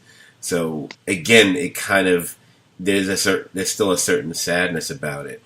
No matter how much fun it might be, or even comical little bits of it might be, overall it's still, for me, read pretty dark, and maybe not quite disturbing. If they actually started beating them with the bats, then it would have been disturbing. So they didn't go there, but it was still something. So since this is what the whole episode kind of built to, what did you guys think of it, and what was your read on it? Brian. I was going to let Dan go first. He just doesn't want to talk. No, I know he's going to pass it to you. I know that. I know he's going to do that. Watch, he'll start to. No, I want to hear what Dan has to say. I liked it. Yes. Yes. No, it was great. I enjoyed the scene as it started, and I got increasingly more uncomfortable as it went on, which I think is a sign that it was really great. because it starts up and you're like, they're getting their comeuppance, and there's these colorful piñatas, and you're first like, yeah, okay, Jimmy got him. But by the end, you're actually really considering whether he's gonna let the guys beat the crap out of him. Yeah. Which really sort of took a dark twist in the middle of it. And the question I had about this sequence was, and I'm curious what you guys think, is when Jimmy first goes up to him outside that building and says, hey, look, I'll cut you in if you and your friends don't roll me, and I'll give you phones. Do you think he genuinely was making that offer, or he made it knowing full well they'd try to roll him? Now, obviously, he has the guys set up to where the staged where he's going to run to. But had they said yes, do you think he would have made that deal? No. No, I'm pretty sure that he was expecting it to be, little punk ass assholes doing their thing the entire time.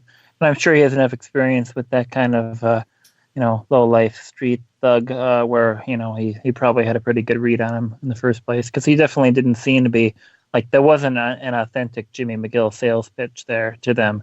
That was just more of like, him acting rather than his usual shtick. So I think in light of how half-hearted that was, I'm pretty sure he never expected it to work. Yeah, I mean, the fact is he gives him what essentially would be a pretty lowball offer. It's like, oh, $100. I'm like, keep in mind they probably rolled him for at least a few, if not several thousand. Because why would the kids want to split like $100? It doesn't make sense. Why wouldn't they just beat the crap out of him? You can try to explain, but if you do this on a weekly basis, you'll make more money over the course of what, 3 years? It doesn't make any sense. So yeah, I think he went into it fully knowing that there was no way that they would accept it. This retribution plan was set from the get-go, and I don't think he ever expected they would accept it. And even if they had, which wouldn't even make any sense, he would have found a way for them to be chasing him down the street no matter what. So yeah, I wondered, but the banter with him and them was a glimpse that's a Saul Goodman pitch to, hey, let's do this. You'll get a stream of income. It'll be good for you in the long run. This is the genesis of the sales pitch that you see him make to drug dealers. You see him developing his style, and I think that pitch to the hoodlums was sort of the genesis of him. Hey, this is how my sales pitch is with this demographic. Because that sort of pitch is what you see him develop and perfect by the time he's Saul Goodman. Right. This is the beginnings of him becoming a criminal lawyer. Yes, yes. You don't want a criminal lawyer, you want a criminal lawyer. Yes. So, and that's actually, if I'm not mistaken, the episode essentially ends there. It ends on the moment with him and the kids. Abruptly. Yeah, it's kind of like it just sort of ends, and I actually thought like he would walk out, and it just stopped real suddenly. Right. Oh, and obviously should mention that the two guys who were masked, one of them was Huel that we saw briefly last season, and of course we know from Breaking Bad. And the other guy, who I believe, Daniel, you had predicted he might show up again, so kudos to you now. He was a guy who was like the large bodyguard, one of the large bodyguards for Price back in season 1. I believe he's referred to as Man Mountain or something. I almost thought of using that for the intro. I decided not to because I beat myself up enough for my weight as is. Yeah, but calling me Mountain Man would have been cool because I was just in the mountains. Oh, yeah. Oh, well, I guess I can't use it next week now. So, so that was the close of the episode.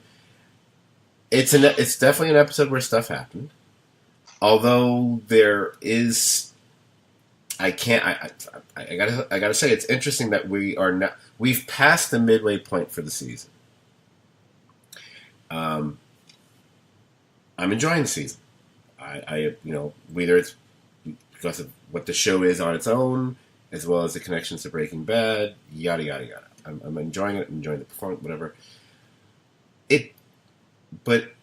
And this is where I want to talk. This is where I wanted to get a little bit from you, Brian, because like me and Dan talked about this a bit last podcast, and pretty sure Dan's stance is pretty much rock solid this week as it was last week, and I get that.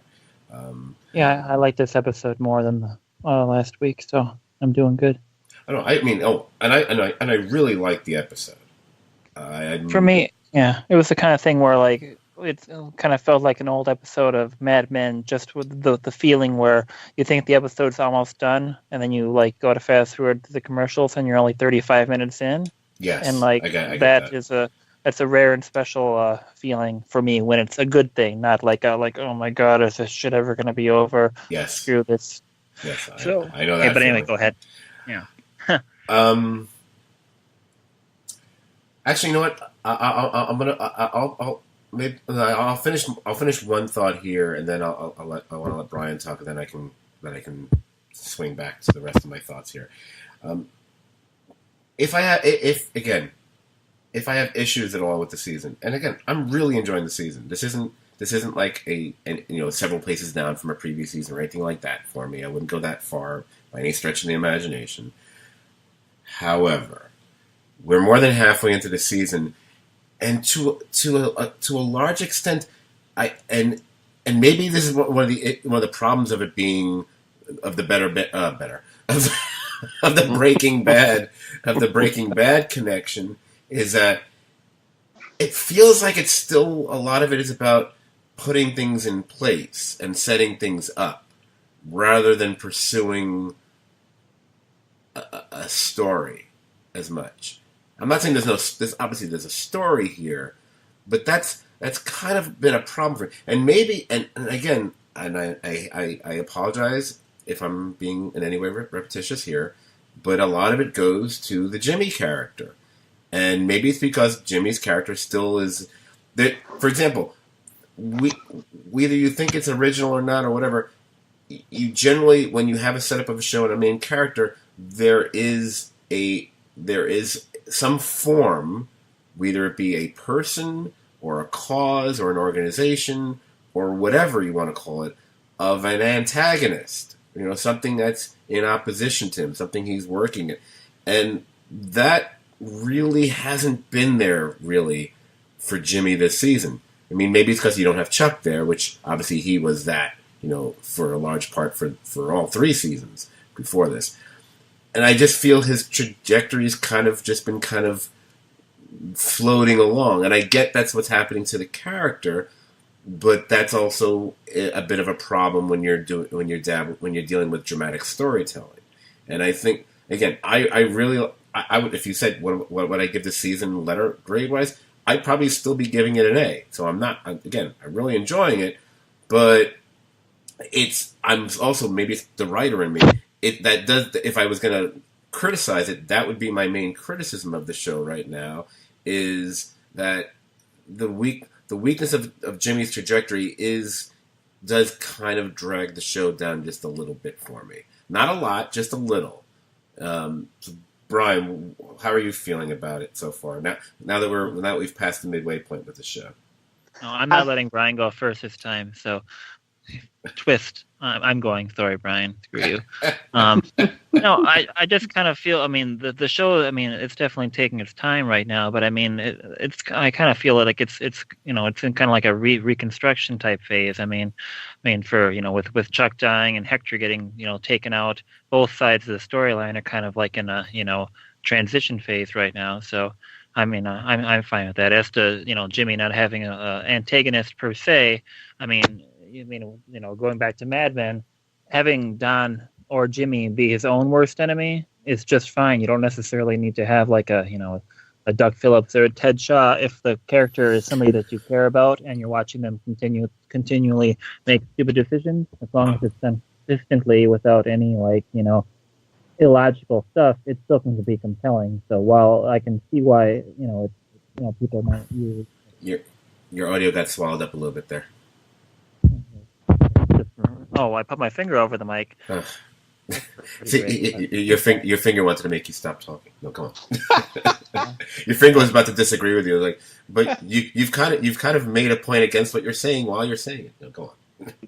I did. Oh, anyway, that's pretty much all I was going to say. Well, but my only I mean, again, this isn't where. Well, I guess it's a friendly debate. On one hand, I agree with that, but at the same time, using say like the Mad Men example, and yet you always had those characters there, and yet you would have Duck Phillips there, or you would have Ted there, or you whatever was going on, and point to make the point when to go to Mad Men. One of the issues that we had with Mad Men, to a certain extent, again, we still enjoyed it, but when that period when Don was kind of adrift, that was kind of not one of our favorite things about the show. You know, that stupid waitress and all that crap. But and again, I agree, and I get that there. I mean, making the point about this there being kind of a reconstruction phase because you lose Chuck and Hector being kind of that kind of presence is lost as well, and Gus is not in any way has not been acting as a villain on the show per se. He's working in conjunction with Mike at this point, so you don't have that here. But again, the problem is that kind of is okay for only X number of episodes. And again, we've passed the midway point of the season now, and because it's a 10-episode season, right? And this was episode. This is the 6th episode of the season. So that's because now we've got 4 episodes left, and by the time we get to it, I'm starting to wonder. It's like, well, what was Jimmy's journey this season? Whereas I can clearly lay out what it was for you. In seasons 1, 2, and 3. And that's kind of okay. Go ahead. I'm sorry. No. This reminds me of something I can't remember exactly, but do you think that this is the kind of thing that will flow better if somebody like our friend Jack, guest on the longest podcast ever, he'll watch the show on Netflix when it comes out. Do you think that this kind of storyline will seem a little bit more accelerated when you can watch it over a period of 5 hours instead of a period of 6 weeks? Yes. Oh, yeah, I think, yeah. It's interesting. I was thinking about that in a way, this binging would probably be beneficial because one would just flow into the other, and maybe that you wouldn't have that awareness as much as when you're waiting week after week. And for me, Americans, or the first few seasons of Americans, I ended up. It went a lot better for me when I did a rewatch and was able to binge it than when I was watching it week to week back in the day. Oh yeah, especially like the first couple seasons, maybe like season two especially if I remember. But to be fair, I mean they are doing a week to week show, so if the pacing isn't quite right, but it is better on some kind of Netflix binge, they still aren't maybe doing their jobs completely properly because I mean that's kind of like a weak crutch to have, just knowing like, oh yeah, it'll be good in this different format, or like it'll look better on home video or something. And I think as a result, I think the other thing to keep in mind with the show, and maybe it's not fair, but it is what it is, because we're dealing with a show where the central characters we're following, we all know what's eventually going to happen to them. So whether it's a subconscious thing or conscious, sometimes there is that tendency like, okay, let's get on with it. And it's not that I want him to become Saul Goodman anytime soon. I've really enjoyed the Jimmy McGill character. It's almost I would like that to be extended. Quite frankly, I'm actually saddened by the fact. I mean, in a good way, but in some ways maybe not a good way. That we're seeing these more disturbing, darker, Goodman-esque qualities starting to pop out of him a lot more and more this season than I had expected. Then again, for all we know, as we the fact that they had already ordered the 5th season already, maybe the writers also took that into account. So maybe in a way they're right. I don't know this for a fact, of course, but maybe they're writing it in a 2-season way. So that way that would maybe excuse them. I don't want to use. I hate saying the word dragging it out because then it sounds like I'm being really negative. I don't mean to say it that way, but maybe they're taking their time more than I feel they should in some way because they're looking at it as this and next season. So they're how they're having the season flow. I don't know.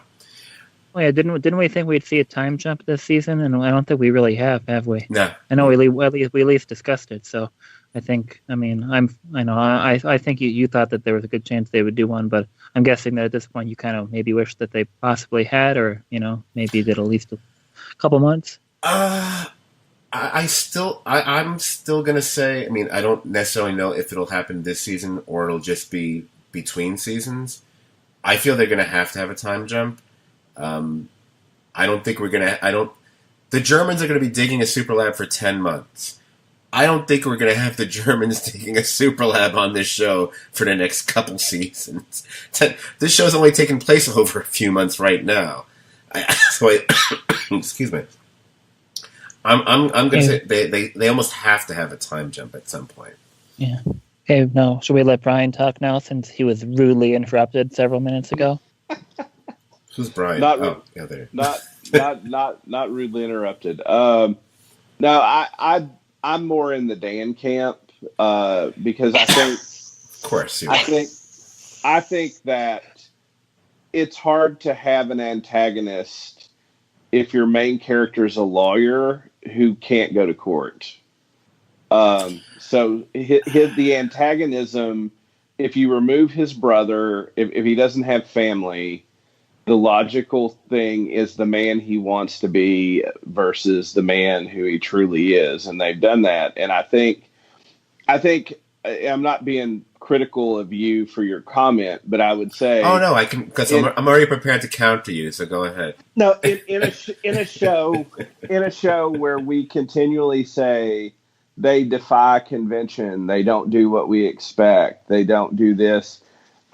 If you're going to have a guy who years later, will still have his law license and won't have lost it, because Saul Goodman's still a practicing lawyer, you can't have an antagonist that's like killing people and gunning for you that you shoot out with, or that has those sort of stakes. So you have to rely on the emotional stakes they did with Chuck that made it a big deal. And Jimmy can't take a lot of risks along those lines, or he can't later be a lawyer. That just wouldn't happen. So they up the emotional stakes. And I really think your criticism comes down to this, that what this show misses isn't story. I find it completely satisfying, and I disagree with the people that haven't. I think what this show misses is Michael McKean. That we got a surprising performance from him that was unlike anything we'd seen him do, that was compelling. And it wasn't that he was the antagonist. It's that he was the Rorschach test week to week, where we looked at the show and said, this week we're Team Jimmy, but next week we're Team Chuck. And I think really what people, I think, that don't like this season, I don't really think it's about the season. I think that we miss a character that sort of was the person that when we inserted in the story blew us away, was an incredibly interesting, quirky character. I mean, we always like the eccentricity of you went to his house, you put your cell phone in the mailbox, there couldn't be any electricity. I mean, but that was done and could have been done with a wink and a nod and how, silly this all is, but really turned that into a sympathetic portrayal of somebody with a serious, disabling condition. That we cared for. And then at times he would also be an asshole to Jimmy. And so we sort of we rode that roller coaster, and we don't have that sort of roller coaster. The only way to have replaced that would have been to have him and Kim have a tumultuous relationship this season. and I mean, I for one don't really want to see that. Like, Right. Right. I like the way they've done their relationship. Absolutely. And so if you're going to change the stakes this season, I think they've done it in a very good way, and maybe it is set up, but I've enjoyed it. And the way to ramp up the writer's drama for that, I think would have been something that I wouldn't have liked as much as this. Okay. And I will add to Scott's point is maybe I can concede that maybe making Jimmy lose his law license for a while might have been the writers writing themselves into a corner, and they just haven't quite got out of it as well as they usually have when they've done the same thing in Breaking Bad and the show itself. So there's that. Go ahead, Scott. Right. And it's funny that you should say that, because my initial reaction to when Brian was first speaking just now is no. Because first of all, the key to great writing, especially on TV, is you write yourself into a situation that the audience is like, okay, well, what do you do now? How do you get out of this? Where does the show go from here? Whatever.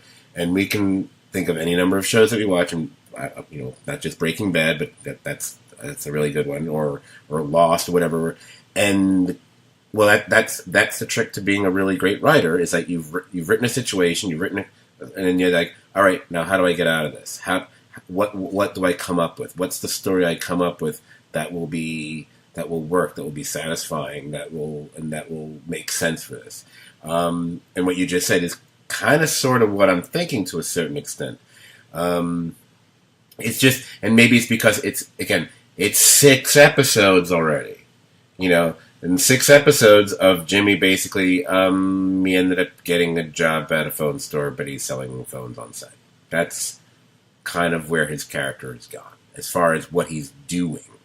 When I say antagonist, let me be clear, since you took it to a more traditional, might as well be twirling your mustache kind of extreme. That's not what I meant. I didn't mean it. I don't mean for the show to go into some violent extreme. When you hit upon the Chuck thing, here's the thing. I agree about the Chuck thing. Certainly, that's definitely missing it. The other thing is, outside of, obviously when Jimmy has scenes with Kim, they're great. Rhea Seehorn is great, and that's about exploring a relationship, because we're seeing basically. We're basically seeing the rise and fall of that relationship. That's great. Beyond that, outside of his occasion, but he doesn't. Maybe it's because also Jimmy, or you can even say Bob Odenkirk, doesn't have the opportunities to bounce off interesting enough other characters as much on the show as a result now. It's great when he got in that scene with Howard, because that's a great scene. But, he's had a couple moments with Howard, that's it. He doesn't really get to spend any time. The Mike stuff is so separate from everything else. It's a miracle that they actually figured out a way to have them even in a scene together. I think that's the one scene they've had together all season, because they're just totally separate storylines. But we don't have someone really major. And Chuck was someone major for him to be bouncing off of when he interacted with other, and we don't have that now. So it's kind of it's just Jimmy, and with these little one and done supporting people who are fine, but they're not leaving any sort of an impact on me. And his storyline is up until this week. It seems like they saved the Jimmy stuff to have we're gonna have one really screwed up, fucked up thing that's gonna happen at the very end. But everything else before, they'll be it's fine, but it wasn't really something that really stood out for me, And I'm a person who, the reason I watch, and as I said before, I watch Breaking Bad is because of how much I love Bob Odenkirk, and he's doing stellar work here. But it says something that the scenes I'm finding most interesting in him are either the final moments of every episode or the flashback, flash forward moments in the beginning of the episode. But the stuff that's sandwiched in between, I'm enjoying it, but do I think it's as interesting as anything I saw with that as interesting as what I saw with that character in the previous 3 seasons? I don't. I not as, it's just not. It doesn't hold me as much as those 3 seasons did. It holds me enough because I still enjoy the character and the acting, whatever. But it's still a weakness of the season, And I understand, and maybe it has to be there because, like what Dan said, they're in a reconstruction phase here. You know, these characters are in this stasis where they're eventually going to be going, you know, shooting off into these other directions, and that's fine. But it's something I'm aware of, and we talked about other shows, and we talked about shows that we hate, but have had that happen where all of a sudden you're like, wow, we're X number of episodes in, and it really hasn't progressed very far. I just don't like saying that about a show that I love. I don't mind saying it about a stupid show about crappy zombies because, you know, we love to make fun of it. I don't want to say that about, like, what's probably my favorite, now that The American is gone, it might be my favorite show that's currently on TV. I think it is. It might be. I'm not sure. Maybe it is. We'll see. But again, no, I think that I would adopt the part of your argument about that part of what's lost is having him bounce off other interesting people.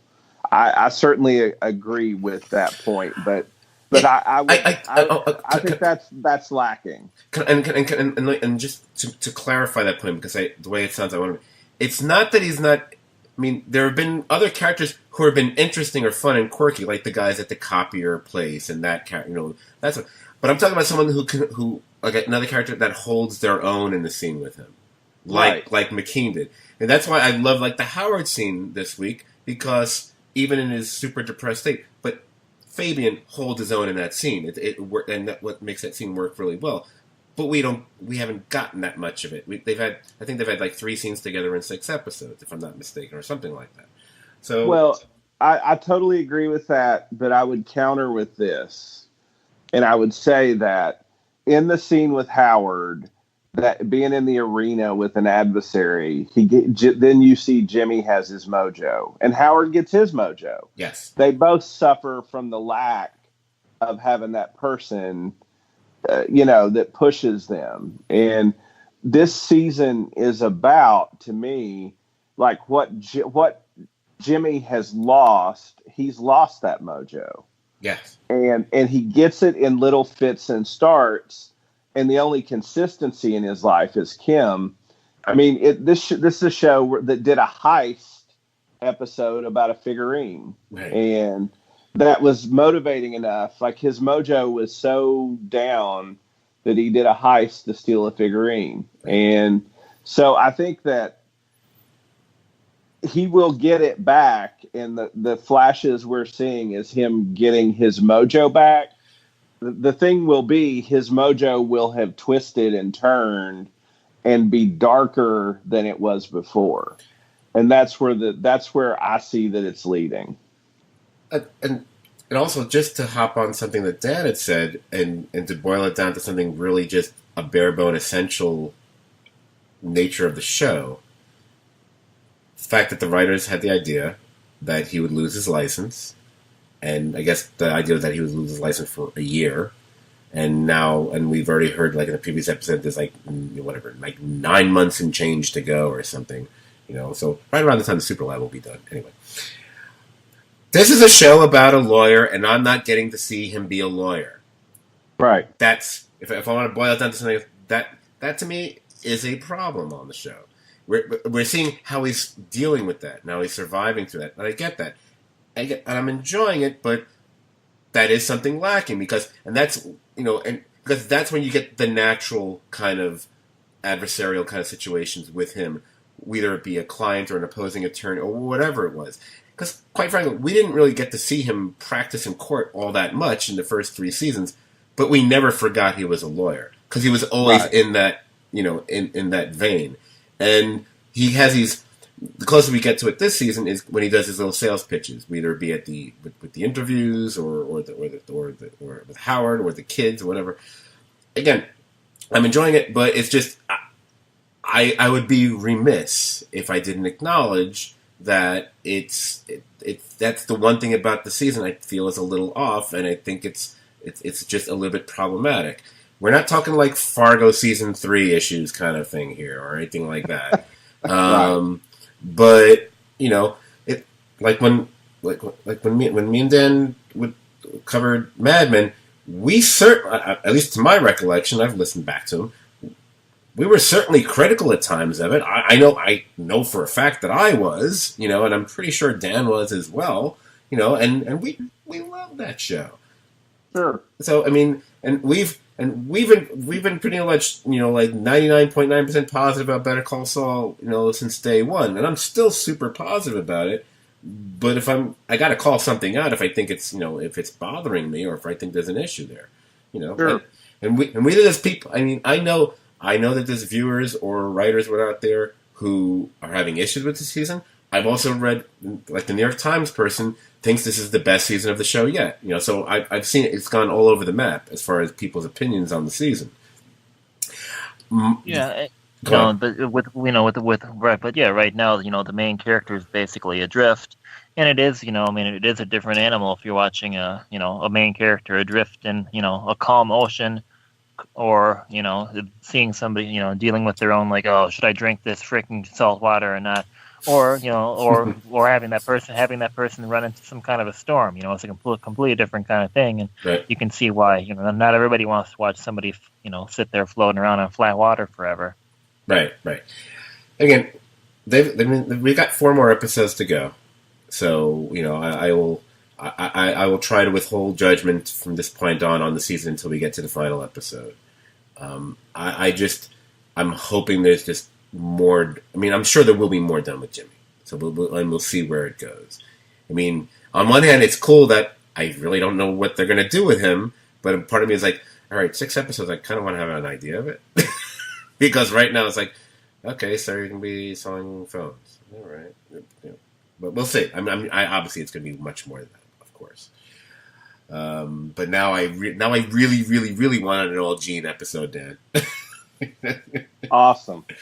Now, can I say, since I missed last week, I just want to say, since I've been defiled for making a misstatement before, that I did miss being on the podcast to say that one episode after I asked the question or posed the theory that I thought Mike would set up the lab, that then Mike was the one to set up the stuff for the lab. So I want to say I was actually right about something, so that's my defense for being wrong about other stuff. Well, actually, you weren't, because I went back into the podcast, edited that out, and then we reposted it on the same link. So, sorry, buddy. I have no recollection of you ever saying that. So I brandish you a liar. No. such a lawyer. Good discussion. Brian Huckabee Sanders over there. Oh no. Oh wow. My God, we went over 2 hours. Oh my God. All right. That's it.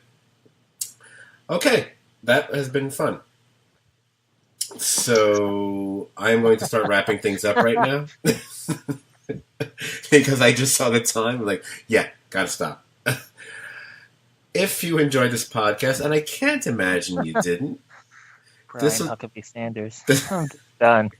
I'm just imagining Brian with a less attractive beard now, and imagining with the hair, just like a wig. Anyway, if you enjoyed this podcast, and hopefully you did, because I think it's one of the better ones, you'll certainly enjoy hanging out on our Facebook page as well. I mean, 2 or 3 people do at least. Find us on Facebook, Serious TV Drama Podcast. Like the page and join the conversation about shows like Better Call Saul and so many others. You can also find us on iTunes. Type in Serious TV Drama Podcast. That should be enough to find us. Well, if you just type in Serious TV or Serious TV Drama, you'll find us, whatever. Therefore, you can subscribe to our feed there, as well as rate and review us. Haven't gotten a rating or a review in a while. This one might be worth a decent rating or review, at least. You can Google us and find us in a million other places, and you can follow us on Twitter. Lord knows if we ever remember to ever tweet anything. Our Twitter handle is at STVD Podcast. STVD as in Serious TV Drama Podcast. And that's all I got. I'm super burned out. I'm glad we started recording earlier than we normally do, considering how long we ended up going this week. So it worked out well, I think. Yes, it did. See, fucking dead silences. It's well, all I have to say is good night from 1600 Pennsylvania Avenue. So I'm picturing me like the big red dress. Yeah, the pearls. And the pearls. Oh, I wish I had Photoshop capabilities. Oh, I know what I'd be posting on a certain page now. I can have somebody do it. I know what you want. Yeah. The person that we both meant, I don't want to have mentioned on the podcast anymore. So okay. Well, I can have Dennis do it. Dennis. Oh yeah, Dennis can do it. Oh yeah, absolutely. Yeah, Dennis all the way. DP it all the way. Yeah. did I ever tell you the story of a tree I had in my yard that grew fruit? Yes, you guys end up in the hospital. Jerk. I'm going to tell you about the coyote. Oh boy. And you know, I've told people about Brian how he tells you he's a great storyteller, and then he ends a podcast like that. It's like, you've ruined it. Anyway, on that insult, thanks for joining us this week, Brian. It was a good discussion. I enjoyed it. Thanks for being on. Thanks for being on the show again, Brian. Yes, and Dan, thanks for participating as well. Why am I doing that? That makes no sense. Thanks for being there. Yeah. Sometimes I gotta, make it happen. Yeah. That's what she said. All right. On that disturbing note, I will say goodnight to the two of you, and goodnight to everybody else out there. Good night. Good night.